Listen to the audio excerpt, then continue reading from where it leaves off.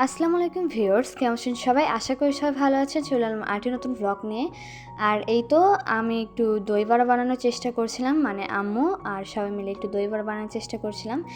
এক বাসায় দাওয়াতে খেয়েছিলাম, তো সেখানে অনেক খেতে মজা লেগেছিল, তাই একটু বাসায় ট্রাই করলাম, কিন্তু মনে হয় না হবে, কারণ ইউটিউবে তেমন ভালো কোনো ভিডিও পাইনি।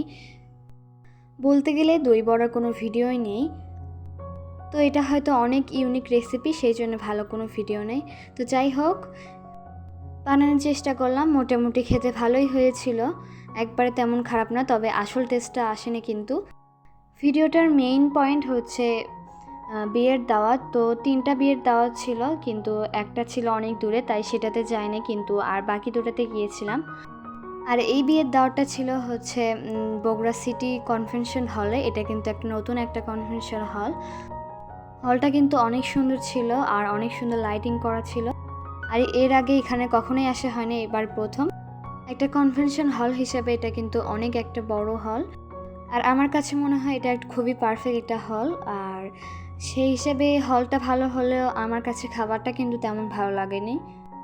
এখানে আমি এটা দেখে অবাক হয়ে যাই যে মাংস দিয়ে বুটের ডাল রান্না করা হয়েছে, কিন্তু আবার এক্সট্রা করে মাংস ঝোলও করা হয়েছে। যাই হোক, কিছু কিছু খাবার একটু নুন ঝাল কম হয়েছিল। আবার এটাও হতে পারে যে আমরা ঝাল বেশি খাই, তাই এখানে কম লেগেছে।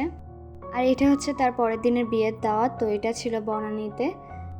আর এটা যদিও পুরাতন একটা ভবন, তবে আমি এখানে আগে কখনোই বিয়ের দাওয়াত খেতে আসিনি বা কোনো কারণে আসিনি। ভেতরে ঢুকতেই অনেকগুলো পান সাজানো দেখলাম, তো দেখে অনেক ভালো লাগলো। আর এখানে ভেতরে এত কিছু আছে সেটা আমি জানতাম না। আর জায়গাটাও অনেক বড় আর অনেক সুন্দর কিন্তু। আর এই কনভেনশন হলের পাশে কিন্তু বড় বড় রাস্তা গেছে। তো যাওয়ার সাথে সাথেই আমরা খেতে বসে গেলাম, কারণ আমাদের একটু আসতে লেট হয়ে গিয়েছিল।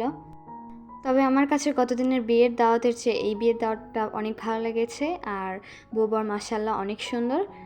আর যেহেতু আমি অনেক সুন্দর সুন্দর পান দেখে গেছি, অবশ্যই খেতে হবে কিন্তু, তাই যাওয়ার সময় একটা বাসার জন্য নিয়েছি আর একটা খেয়েছি। তো আজকের ভিডিওটি এই পর্যন্তই। আসসালামু আলাইকুম।